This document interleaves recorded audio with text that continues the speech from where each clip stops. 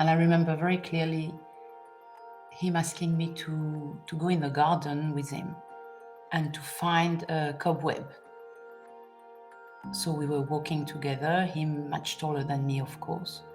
And I didn't find the cobwebs, but suddenly he stopped and he said to me, I can see one. From where I stand, I can see one. So I would come close to him, I would look around. I didn't see it until he showed it to me. And I realized that I looked, but I didn't see it. And from that point, he showed me the difference between seeing, looking, and observing. From our Carter, this is The Bigger Picture, an inside look at the businesses that make the art world work and the stories behind the people that shape them. Since 1964, Stern Pissarro Gallery has been recognised internationally as one of the foremost experts in Impressionist, modern and contemporary art, and takes its name from the husband and wife team who run the gallery, David Stern and Lélia Pissarro. David, the son of an art dealer, Lélia, uniquely, the fourth generation of what is believed to be the largest dynasty of painters in Western art, and is the great-granddaughter of the founder of the French Impressionist movement, Camille Pissarro.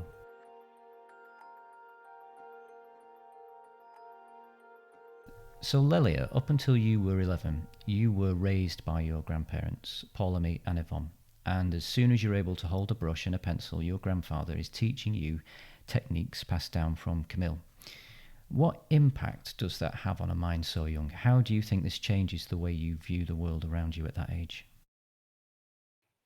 So the first things which is very important to mention is that I started to draw at the age of 3 years old, which is like when most children start, really.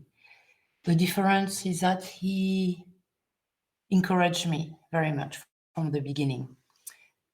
But how do you teach a little girl to see, to look, but moreover to observe? That made a very big difference and impact in my life as an artist later on. And I remember very clearly him asking me to go in the garden with him and to find a cobweb. So we were walking together, him much taller than me, of course. And I didn't find the cobwebs, but suddenly he stopped and he said to me, I can see one. From where I stand, I can see one. So I would come close to him, I would look around. I didn't see it until he showed it to me. And I realized that I looked, but I didn't see it. And from that point, he showed me the difference between seeing, looking, and observing. And that has been a very important part of my teaching, because in order to learn to draw, you need to be able to observe.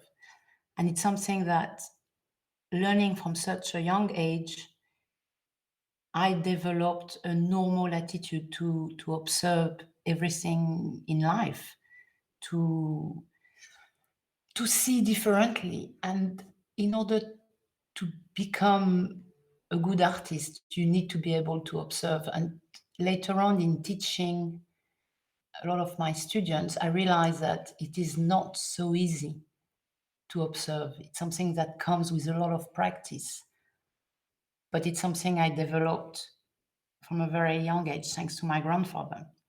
It was the same with looking at gramineae. It's a sort of grass that have a stem with tiny little dots around it. And they grow normally at the end of August, beginning of September. And he would tell me to pick one and to bring it back in the house, to place it on a piece of white paper, and really to draw everything that I was seeing. So all that was about observations. And that made me able to draw in an accurate manner. And that stayed with me throughout my figurative period, throughout my life, till today, actually. When I look at somebody, I see the lines, I see the shadows under their nose. I don't see green trees, I see purple in the trees. A glass is never a glass. It's always a combination of grays and white. Whenever I look at objects, I instantly knows where the light come from, where the shadows are, where they stop. It became a habit, and that is all thanks to the education that I had with him from the age of 3 years old. An immediate question springs to mind. What do you think makes observation so difficult? I mean, this is going to sound enormously pedestrian, but we've all got eyes in our heads. We can all see. But what you've just described is fascinating. What makes observation so difficult, do you think, for most people? It's a muscle, and unless you practice it daily, you cannot have this ability to observe in this incredibly deep manner. And it's like a dancer or a singer or a musician. The younger they start, the more difficult it is for those people who start later on in their life to develop this ability to observe when it comes to an artist. And I only realized that so much later on. I only realized when I was teaching, I was telling my students when they were looking at a color on a photography or on a painting, it was for me absolutely obvious that in less than a few seconds, I could make a mixture of colors to get exactly the identical color than the one we were looking at. And it was easy. It was normal. It was instinctive. But for them, they were looking, but they were not observing. And they had to develop this ability. It seems so complicated for them. And there is one day, it's my son actually, Dotan, who made me understand that. He can play the piano without the notes through his hearing. And it's something that I admire so much. And I told him, how can you do that? And he said to me, but you have the same thing with colors. You can see colors and you know exactly, it's instinctive for you. It's easy. And I realized that I was very hard with my children. Well, they are my children, my students, because I was expecting from them something that I thought was so normal and so natural, but it was not, because they didn't develop this ability from a very young age. They had to practice and practice, and they were trying to see with depth, but they were not capable of observing. That's so interesting. But it comes back to the story of the cobwebs in the garden early in the morning when there is these little dots of water stick to it. Many people can walk in a garden, in a park, and never seeing it. The gramineas, they can walk on it and not seeing them. But I do. I don't miss a thing. I can see that I see differently than other people do. That is incredible. It's amazing, isn't it, to think that, again, we've just to bear repeating, we've all got eyes in our head, but we're all capable of seeing the world incredibly differently. And that development from such a young age has given you such a finely attuned sense of place. It's something that you just don't.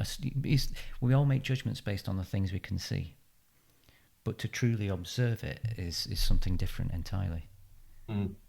David, your experience was via family ties also. Your father, an art dealer, saw you getting involved in dealing in art as early as in your teens. And if I'm not mistaken, you sold your first painting around this time. Do you remember what it was and who you sold it to? Yes, it's a very strong memory. But I think it's interesting listening to Lélia, of course, and her childhood experiences, because mine also evolve around growing up with art around. I think one of the reasons a lot of art dealing carries on in future generations is this idea that you have art around you, but not just hanging statically in the walls of your house, maybe with parents collecting. You know, when you go to your father's workplace, there's paintings that are coming in and they're going out. There's certain smells associated with, particularly 19th century paintings, which is what he was dealing at the time. He was a restorer by profession, so there'd be the smells of turpentine and cleaning solvents, and it just became so natural to be around paintings, to help move them, handle them, and be part of kind of something that made a connection with my own father. I joined him at auction. I remember going to Sotheby's Belgravia, an auction house that very few of your listeners probably will even know it existed. I think it only closed in the early 80s. And I was sitting on a rocking chair, and I said to my father, "Wow, can you buy this?" And he did. And it's still in their house till today. But when I was about 17, my father felt that I was qualified enough to help him babysit the gallery while he traveled and staff was on holiday. And so in one summer holiday, there I am, I'm opening the gallery, and an American man comes in and says, "Oh, I've come to look at this painting by Kaufman. Yes, it's good. Let me look at the back. Fine, I'll take it." And he produces a check. And I can't believe it. There I am. I just sold this painting. I'm so excited. I call my father immediately, and I tell him what happened. Years later, I visit New York. I'm now kind of very deeply committed to the profession. So this is probably about 8 years later.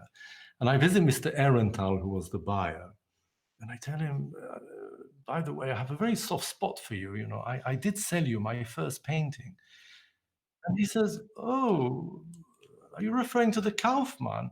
"Oh, no, I did the deal with your father long before I came to visit London.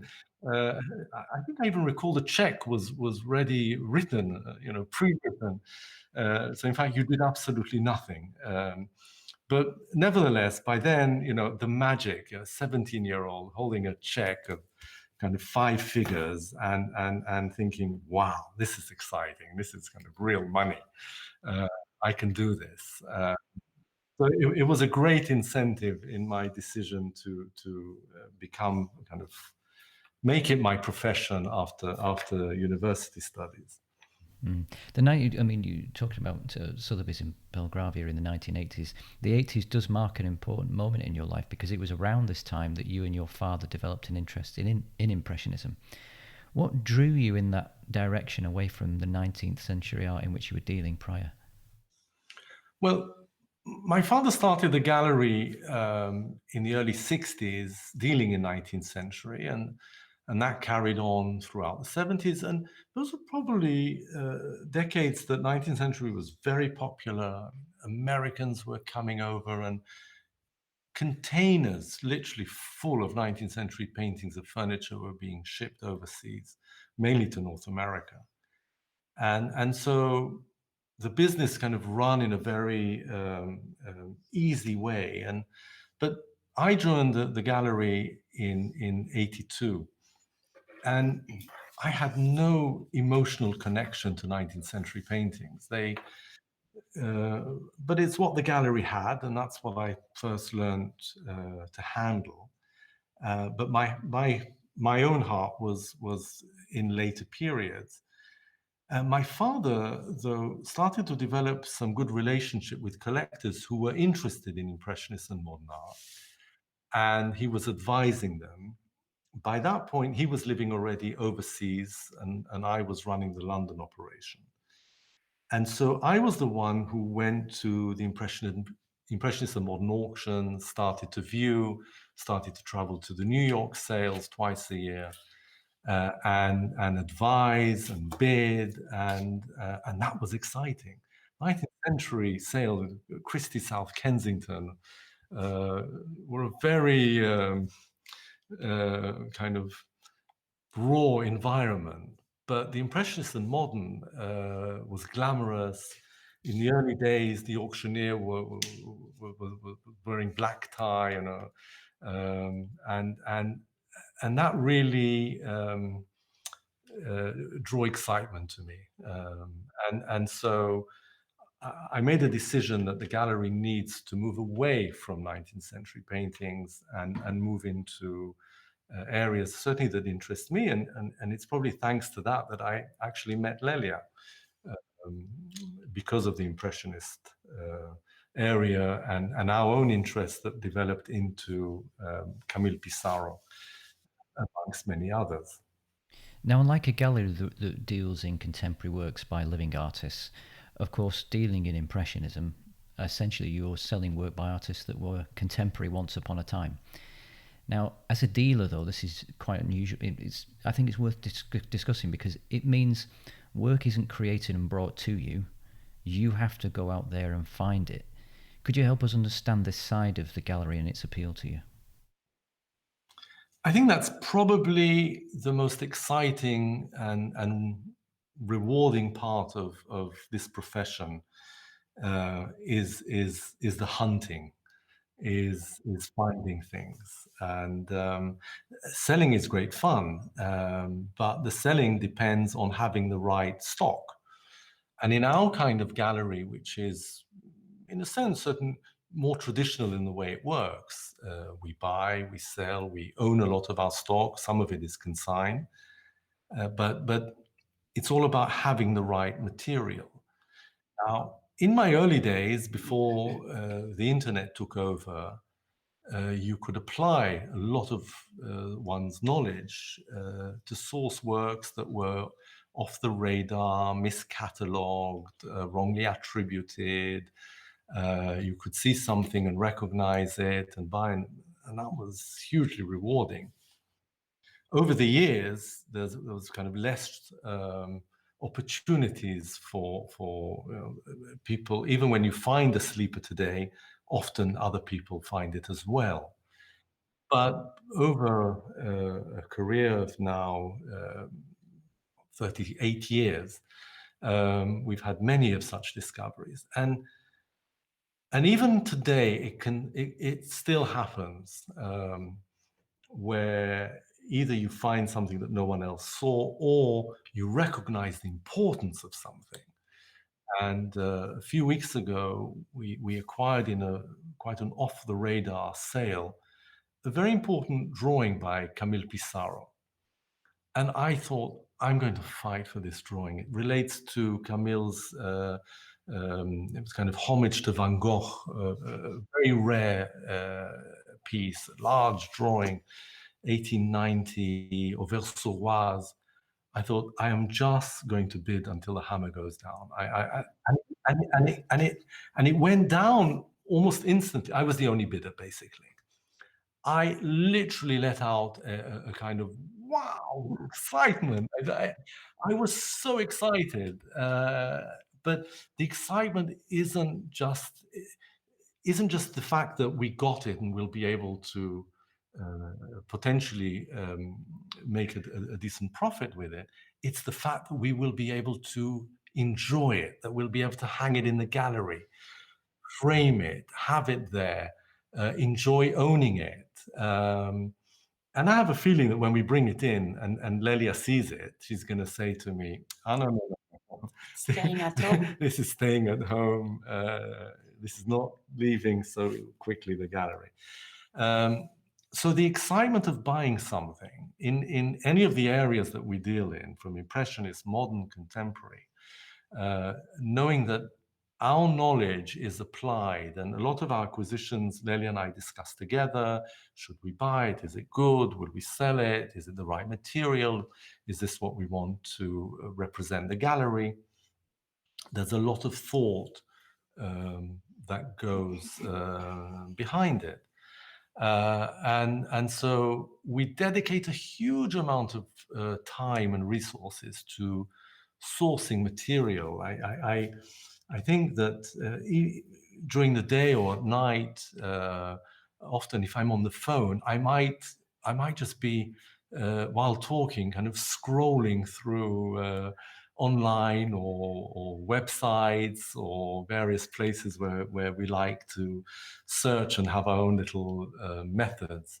But in the gallery, one of the people in the gallery also do that, spend quite a number of hours a day in looking for material, and all that will give us an advantage that private people simply they may point out after that, well, something came maybe from a particular auction, but they'll never have the resources and time to actually do that. So it's a very exciting and rewarding part of being an art dealer. And that really comes across. Lélia, just to go back to what we were saying and discussing at the beginning about your journey beginning as young as 3 years old, fast forward to your teens and you return to live with your parents. So you're dividing your time now between Paris and California, and your father, Hughes Claude, assumes the role of your teacher. How does his teaching differ from your grandfather's? Completely, totally different. The opposite. It was very challenging at first. When I arrived at the age of 11, I had to carry on drawing every day. But my father told me that I needed to draw with my emotions, with what I had inside my body. And at 11 years old, if I had emotions, I was really not aware of them. So what he did, he asked me to go in, I don't know, it's called in English, the place where you keep the chickens. And I had to pick up a feather, which I had to bring back home, and I had to draw it. And with my 8 years of daily observations, the drawing of this feather was perfect. The observation was there, and it was a very good drawing. And we left it like that. He didn't say anything. He said that I could carry on in my activities and we would come back to it on time. And I didn't know what to expect. But a few days later, something happened in the house and I was really sad. He didn't take care of my sadness, but he said, quick, come, go back, sit down and draw the feathers again. And because I was sad, I was really not interested by drawing with my observation technique. I just did as I was told. I was really upset that I was not taken care of when I was sad. And indeed, the drawing of the feathers was completely different. And he showed me that is drawing with your emotions. I didn't like the drawing. I didn't like the result because this is not what I was used to. But I understood then what it means to draw with something else than your observation. And he was always talking about drawing with my heart, with my body, with my soul, and to use colors, to look at the colors in the tube, to put them on the palette before I was analyzing the colors that I needed. He was asking me to choose the colors accordingly to what I feel, to what I like. And then I will use those colors. It doesn't matter if the shape is not right, but I would use something that I had inside me. And this teaching, being completely the opposite to what I had in my previous years, was so fascinating because when suddenly I got what he wanted to explain to me, it was a paradox in the way that I was having a lot of pleasure, but it was unnerving in a way because I never knew when the painting was finished. And he would answer to me, you will feel it. So it's that have stayed very much also in my life. And I'm so grateful that I had these two different opposite teaching before I went to Les Beaux-Arts and did my fine arts studies, because that was very present in me, and it is today. I live with both. It's amazing because your father is in some ways teaching you to unlearn what you've learned. He's asking you to go through an emotional doorway as opposed to an observational and objective one. And one of the first lessons that I had before the feather, you're so right, was actually to look at the work of Cy Twombly and to learn to do this little, I don't know what they call in English. Squiggle, doodle. But it's not doodle, because doodle is already an act of thinking, even if it's unconscious, but it's scribble. And to see that in the scribble, it is not at all that easy. In order to become something, you need to really let the inside of you directing your hands, and not your head, not your eyes. And it's so different.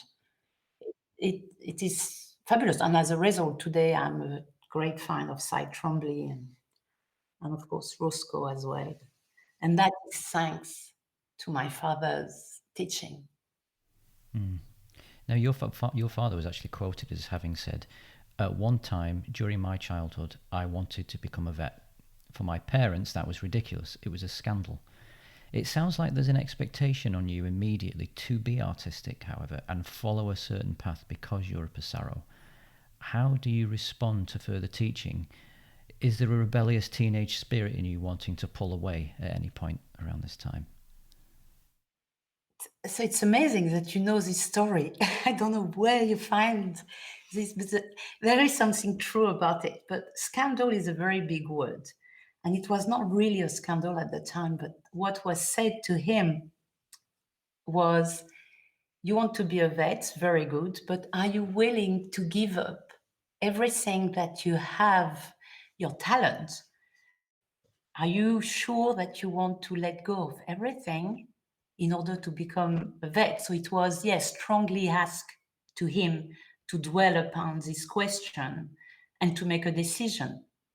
But it was not a scandal. I think the word scandal may have come later on when it was described by other people. But in a way, yes, you're right. There is a rebellion which have existed, I believe, in all of us. There is an expectation only when one of us shows signs of being able to concentrate and to be patient and to be good at reproducing some sort of art.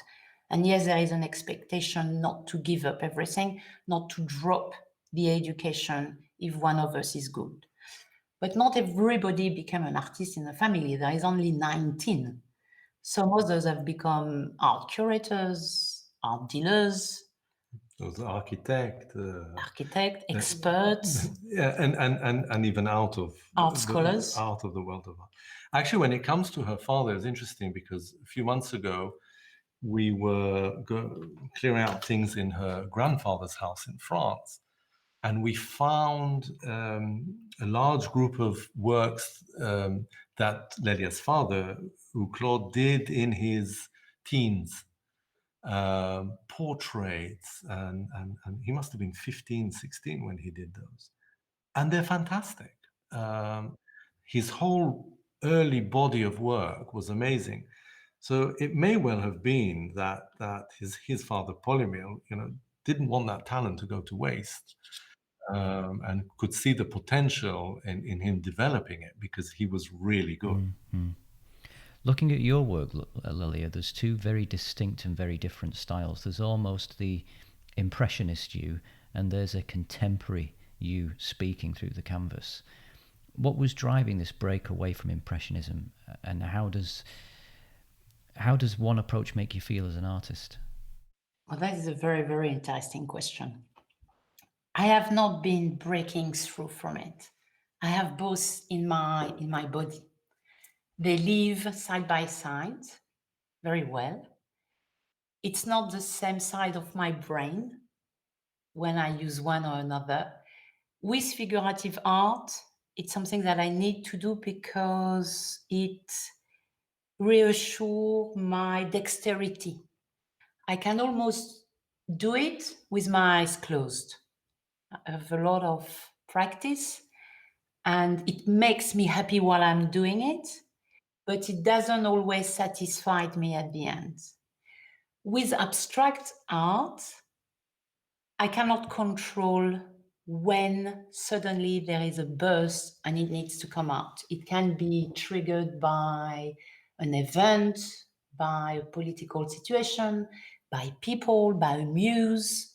And then suddenly I can no longer do anything figurative. I need to close myself in my studio. Usually I listen to music very loud and I just paint, paint, paint, and it comes out like a scream of paintings. At the end, I feel wonderful, but I cannot show my work because there is still something very fragile because it comes from inside. It comes from emotions. It comes from everything that my father taught me at the age of 11. Therefore, I'm never sure about it. I doubt. And I need to make a lot of works on paper or on canvas so it becomes strong. And then only at that point I can start showing it. With figurative art, it doesn't matter if people see it immediately. It's like de-rolling a carpet. It comes, it flows, it's easy, and I enjoy it. But the two live so well together. They come one after another. And I find it extremely exciting in my life because I am never bored as an artist. I never, or not often, have the syndromes of the white canvas. Because if I don't feel like painting something abstract, if I have no emotions inside me, then I can always go into figurations. But when suddenly, which is like now at this moment, I have a burst of abstraction, and it is exhilarating. I wake up in the morning excited. I want to go in my studio. I think about it all day long. I dream in colors. I see shapes that move with one another. So that is usually a very exciting period in my life. Do you think there's maybe something here in, is this order and chaos existing in harmony, do you think? Ah, yes, completely, totally, totally. This is exactly that. And when you learn to channel both, they actually move very well side by side.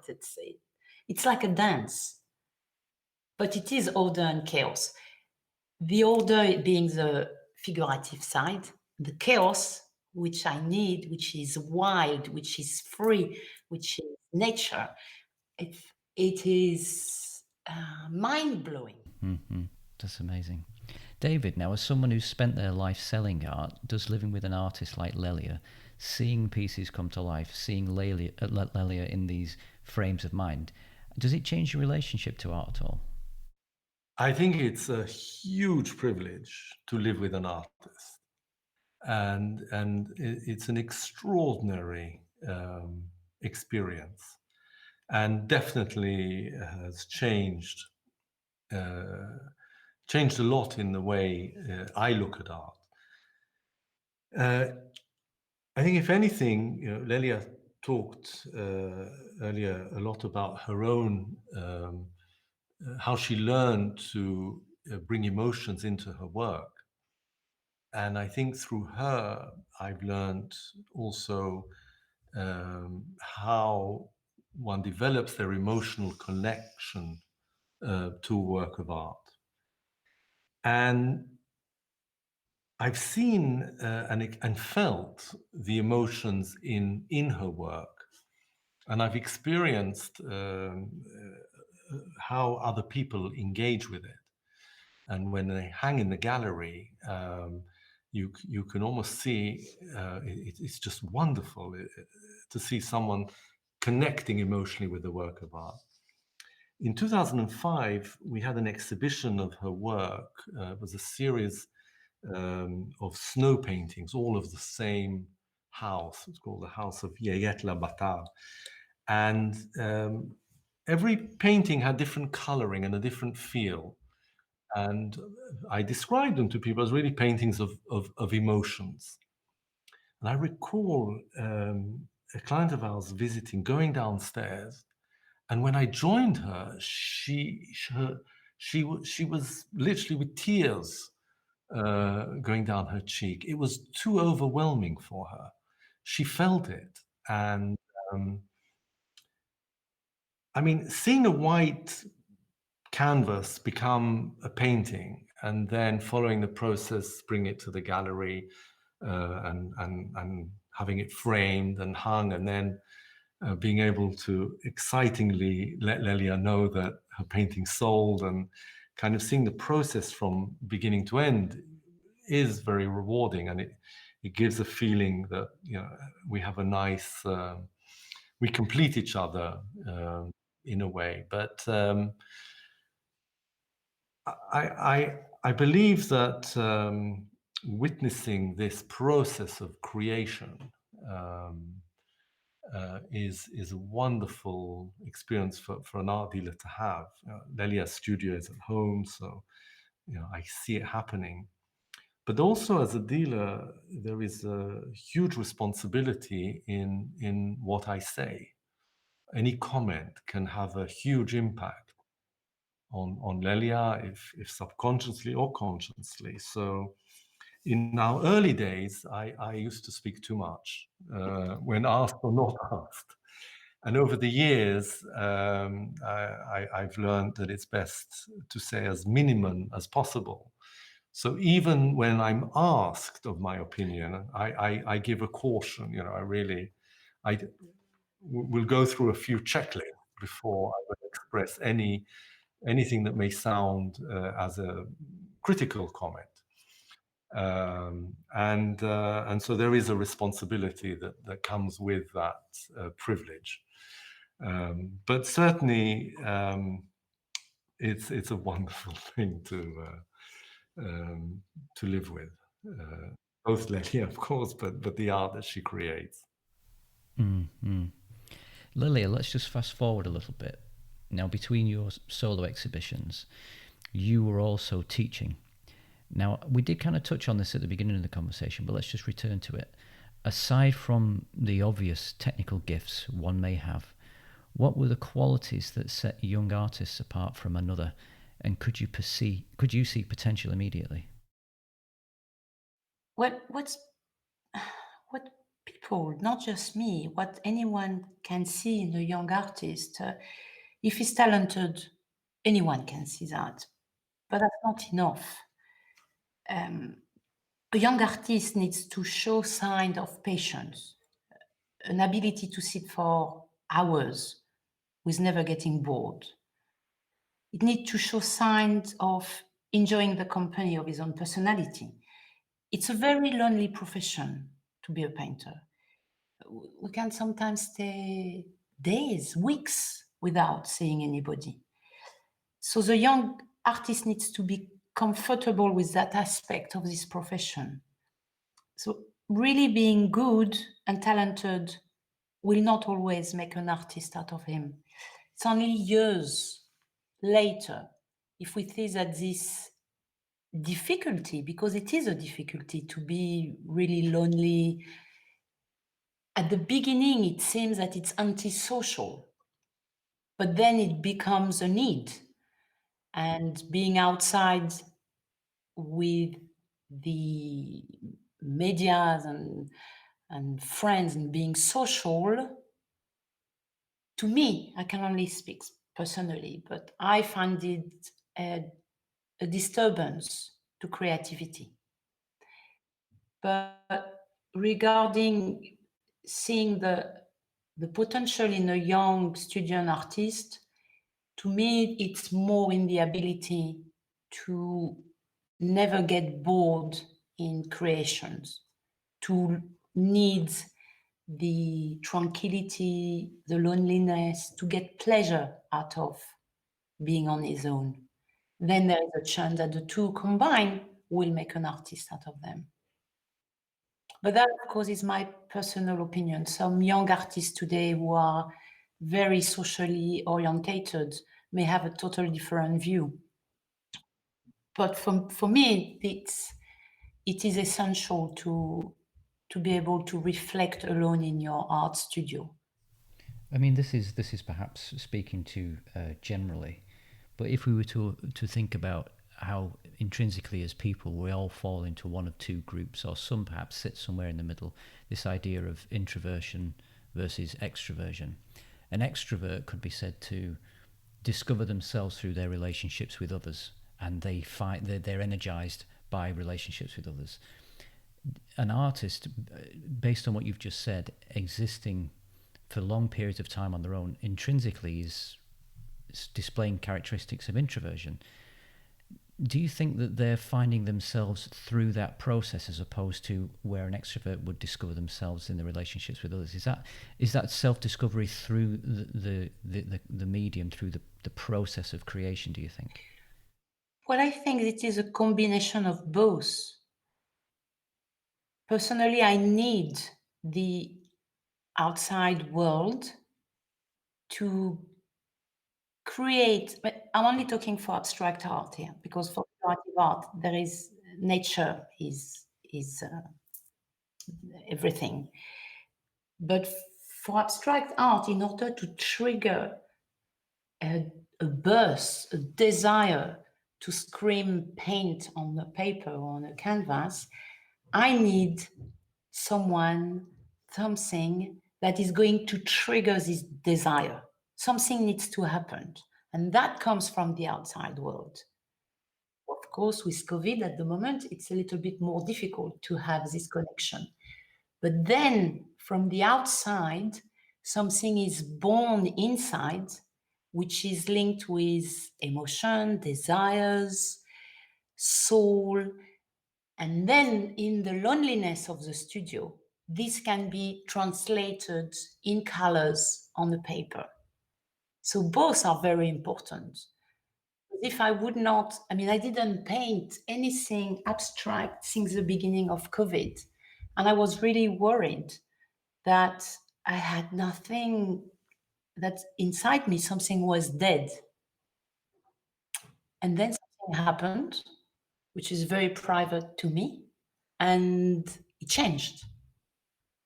And it's actually wonderful and beautiful. And the realization, certainly one night, I felt that I know I want to paint. And normally I would not go to sleep, go in my studio, being on my own and paint, but I didn't want to do that being tired. I was looking forward to sleep, and after the sleep to start fresh. And this is what I did. And it was wonderful. It is wonderful. It is magic. So the isolation, really, it could almost be viewed as a way to focus in on the external influence. So the outside world that's influenced you to feel and react a certain way, it's almost like now I've tapped into that, and I've found that, tapped into that emotional chord, I need to focus in on that. So I need to reduce now outside influences. So the isolation is giving you that environment. It's an environment that supports that discovery. Yes, but there is a need to carry on feeding. So the thing that happened in the outside world, the person, what that created this incredible emotion inside, needs to carry on being fed. Coaxed. Yes, exactly. And then it become like a ball of snow that roll down the snow. It's become bigger and bigger and more important and more solid and more real. But if it would stop being fed, it would die out again. It would be destroyed. So this particular time at the beginning is so fragile. It's like the line of a cobwebs. With a flow of wind, it could be destroyed. That's why it is so important to nurture it, to take care of it, to look at it, to let it develop and become something that can be seen on paper. But this process is fascinating. It's so overpowering in one hand and fragile like a very little lace in the other hand. And the combination of both is dynamic to the mind. That point you've just made there actually just brings to mind a comment that Johnny Ive. So for those who are not familiar, Johnny Ive is one of the visionaries behind Apple's products and their design language. And he was taking part in an interview with Stephen Fry, and it described very, very similarly to this process of creation. He said ideas are so fragile, They're there one moment and then they're gone the next. So when you have them, you need an environment essentially where that idea can survive that moment of birth, if you will. Yes, if it's so true, and so few people can understand, but not only understand, they need to feel what you just said. Because if they understand, it's not good enough. If you feel it, then you respect the need of protecting this very fragile beginning of an idea that will become a project.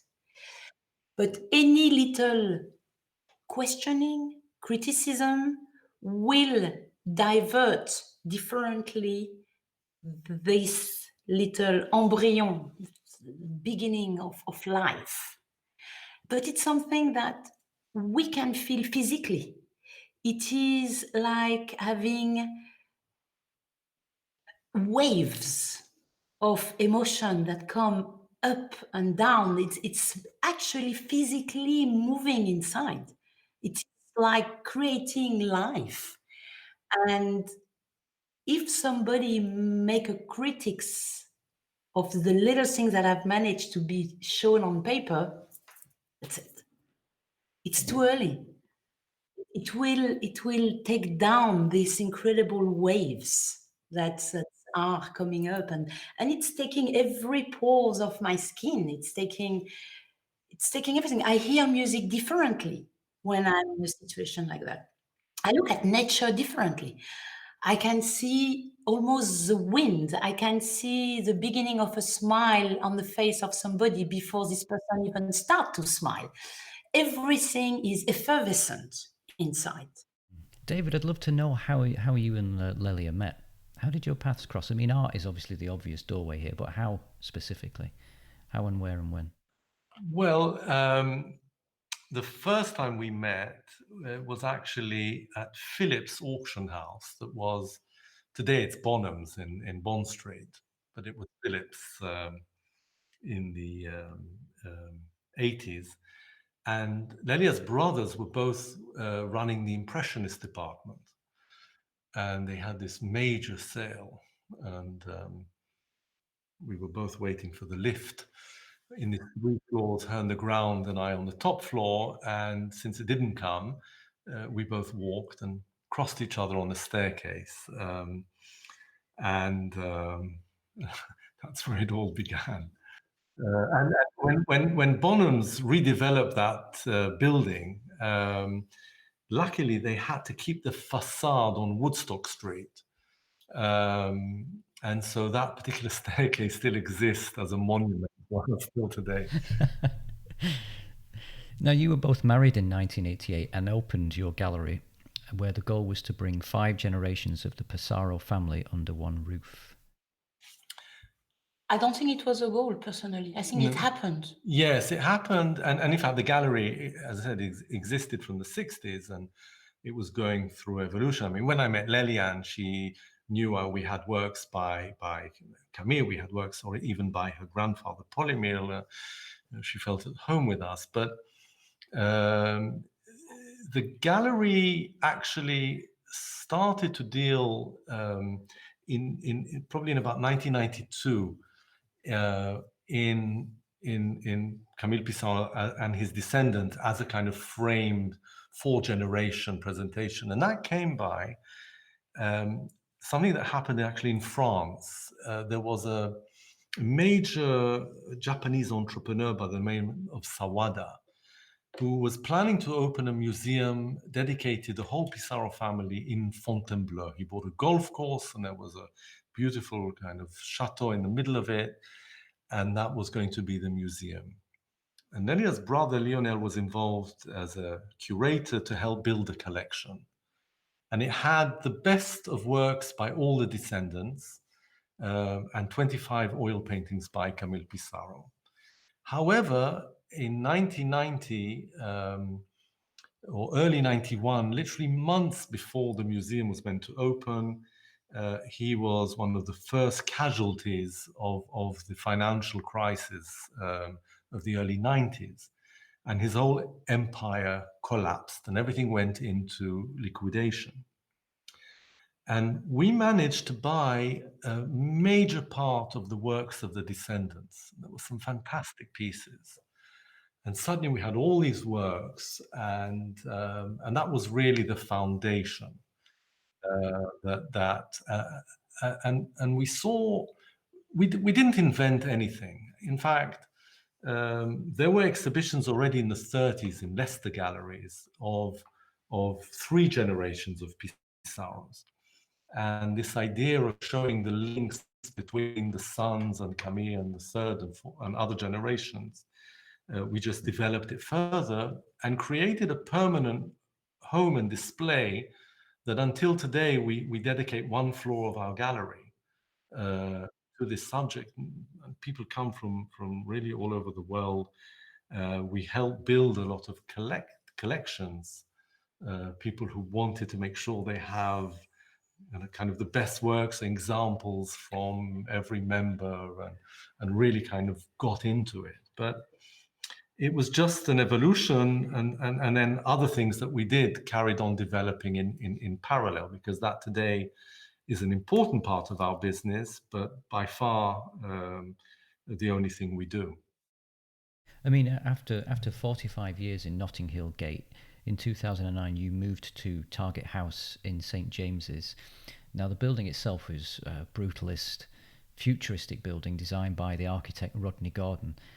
And we used this expression before when we were talking about Johnny Ive, the expression design language. As far as the design language of such a building is concerned, it's quite different in sensibility to the images associated with Pissarro and Impressionism. What drew you to the building in particular?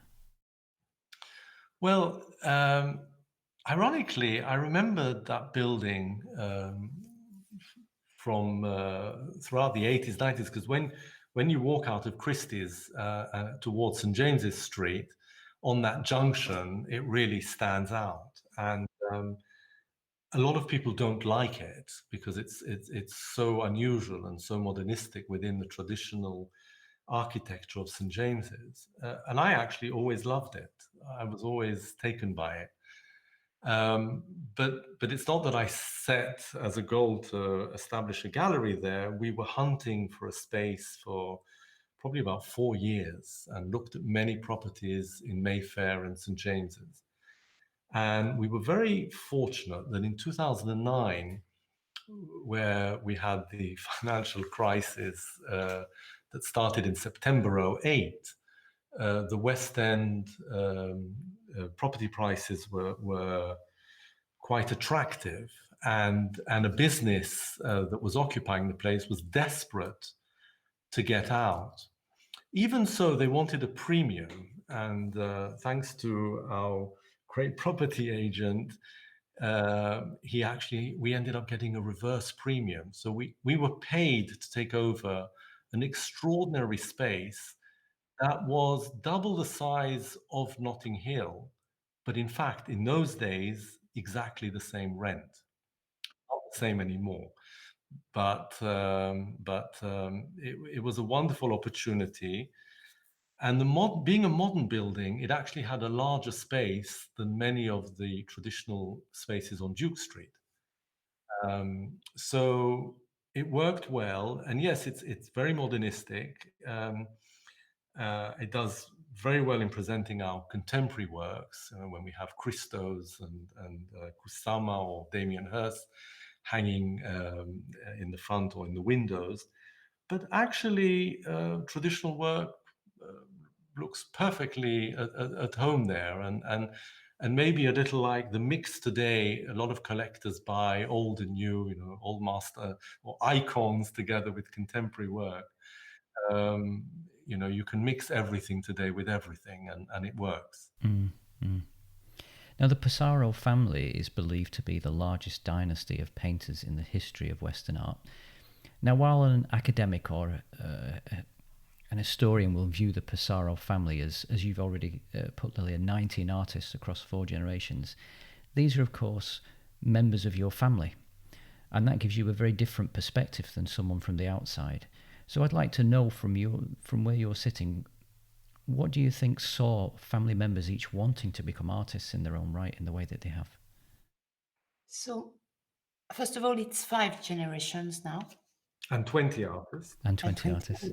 Yes. Yes. So, our middle daughter have now shown the sign of enjoying being alone in a studio, creating every day, Saturday and Sunday, not taking holidays. She's showing definitely the right sign today of becoming an artist, and she is now in her own right.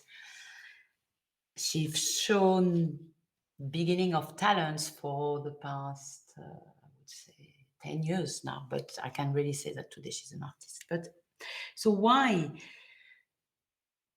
did we, so many of us became artists?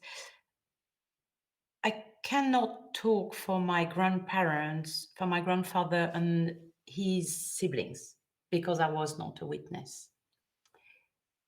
But if he was taught by his father, Camille, if they were all taught like he taught me, then that's maybe the answer to your question, but I'm not sure. For musicians, when they hear from a very young age their family playing the piano, for example, they develop a ear and an ability to play, and they become good before others, which is the same things with us. When you become good at something, the emotion of feeling good, of making others people happy with what you create, if it's a piece of music or if it's a drawing, it can only be pleasurable to oneself. And it is like a will that carries on because you want to please others, and by pleasing others, you please yourself, and you carry on developing better style, you're becoming better, and that is a vicious circle, but a very positive vicious circle. There is no way that you could remain an artist for so many years if you didn't feel pleasure in creating art and pleasure in giving pleasures to other people. The two are very much linked. This education of learning to draw a little grass or a feather with different emotions have developed, have grown. It didn't stop there. It's a little bit like when you do a psychoanalysis. It's not because you stopped and the work is finished with the analyst. You carry on. Everything you've learned through the process, you have it with you on a daily way. And with art, it's the same thing. So as a result, when I was little, I was seeing my grandfather, my father, my uncle, my auntie, everybody was drawing and painting. And I remember very well being either 5 or 6, asking my auntie, who was a fashion designer at the time, asking her. Of course, I was more attracted by what she was doing because she was drawing dresses and I was a girl. But I was asking her, how do you do it? I want to draw like you. Me too, I want to do like you. And my grandfather and my father answering together and saying, if you practice every day, one day you will be able to draw whatever you want. At the time, being a little girl, it seems to be so huge. What they said to me, it seems to be such impossible. But one day, without me realizing, it was there. I could show to all my students. They were asking me, how did you draw this? And I could do it, and that, and I could do it. And I realized, wow, what my father and my grandfather told me then, it actually happened. I've practiced every day and it is there. So how can you stop after that? It makes artists, it makes people wanting to carry on. It's a way of life. It's a curse. You have it, that you're done for life. You're doomed. You're doomed. But a beautiful one. Yes. A positive one. There are good witches and bad witches. So that's a positive side. I mean, the Pissarro was a heavy name to carry for many of the descendants, living in the shadow of their father. It could be suggested that they're trying, to make a career because they're Pissarro, or sometimes I have people who kind of think it's a family business. If you're a Pissarro, you paint. But actually, a lot of the sons were really unfashionable in what they painted. If you think that with Cubism and all the various modern art movements that took over Paris and Europe in the first part of the last century, they carried on really painting what they loved. Figurative, impressionist. They knew a lot of the modern artists of the time, and even went out to paint with some of them. Paul Émile Lélia's grandfather was very close to Dufy and Vlaminck, but they carried on doing what they believed in, and didn't really care about the commercial aspect of it. They could live comfortably from their inheritance, and this love of not just painting but passing on the message, as Lélia described so beautifully with her own grandfather.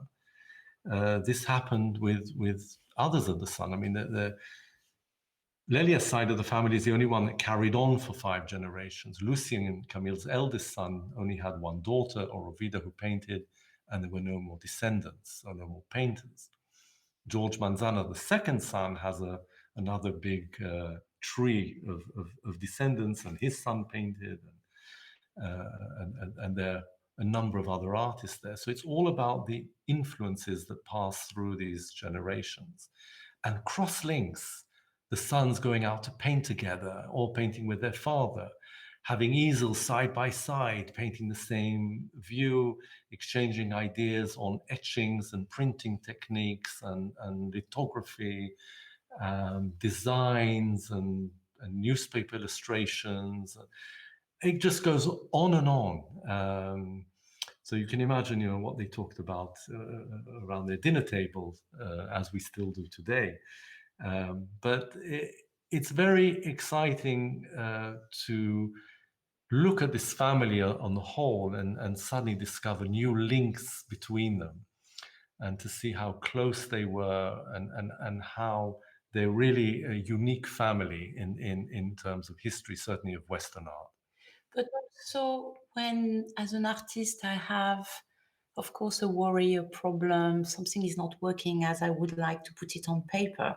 I have 2 daughters who are artists, and talking to one or another, I know I will have an honest, true, real, down-to-earth answer.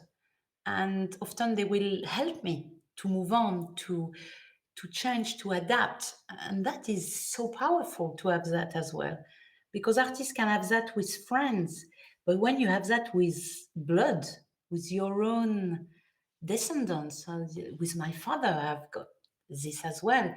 It is so incredibly powerful.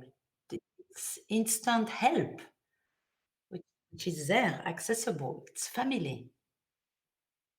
And we're all very, very close. I think art together, whatever our profession, we're so lucky. We have a platform. Today, of course, everybody has a platform, and it's called PEP, P-E-P, for Paul Émile Pissarro, because it is our grandfather to all of us. And we exchange about exhibition, about creation of art, about all sorts of art. It's so rich. When I go back up and I want to go back to a discussion, and I see, this is sad because in a way, letters no longer exist. So it will be no correspondence left that will be published. But it is so rich in other way because the youngs are very active on it as well. And that's wonderful. Just to go back to, you were describing the relationship you had with your auntie, the fashion designer, and you described being a youngster. And you do something that children tend to do a lot, but we do less as we grow up. Ask questions because you're curious. Do you think good artists are they're trying to tap into that childlike quality. They're trying to remain curious, because society tends to want to put people in boxes. It tends to want them to go down certain roads, certain things you would never dream of asking. But an artist is actually quite brave, because they're asking things that the rest of us either can't see or don't want to. Do you think that's the case? Do you think artists are trying to tap into that childlike quality even as they advance in years? This is such an excellent question. And I think artists, you're completely right, but they don't try to carry on asking. They have no choice. It is there. It's so powerful, the need to know, the need to question themselves. Artists constantly dwell on everything, and therefore questions come. I have so many questions for people I love. And sometimes I'm always worried to annoy them with my question, but I need to know. It feeds me, it feeds my inspiration. The more I care, the more I love, the more question I have. And it's every day, because with their answer are born so many new questions. And I think it's not a desire to keep it alive. It's just a way of being. And some people say to me, you sing too much. I'm thinking, how can I sing too much? This is so sad. Of course, I think I have a brain, I use it. I have hands, I use it. I've got eyes, I use them. And that is, it's wonderful. I'm alive by asking questions. And for people who find it annoying, I give up. I don't ask them questions anymore. I direct my question for people who welcome them.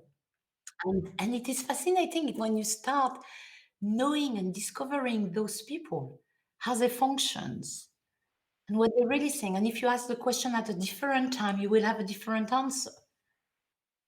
And all that make relation between people being so special, so unique, and so powerful. Yes, yes, artists ask questions, and they should. And that's wonderful. I always welcome when people ask me questions, and it makes me think. I'm thinking, what is really, really what I think? I always take time to answer. Every question are important, because I imagine that the question for them is as important than it is for me when I ask a question. And I've got lots of questions for you after. I hope I can answer them as well as you guys have answered mine. This has been a real pleasure. David and Lélia, thank you. Thank you to you. Thank you. Thank you for listening. You can follow and subscribe to The Bigger Picture wherever you get your podcasts. To learn more about this episode or to reach out to us directly, please visit arcarter.com.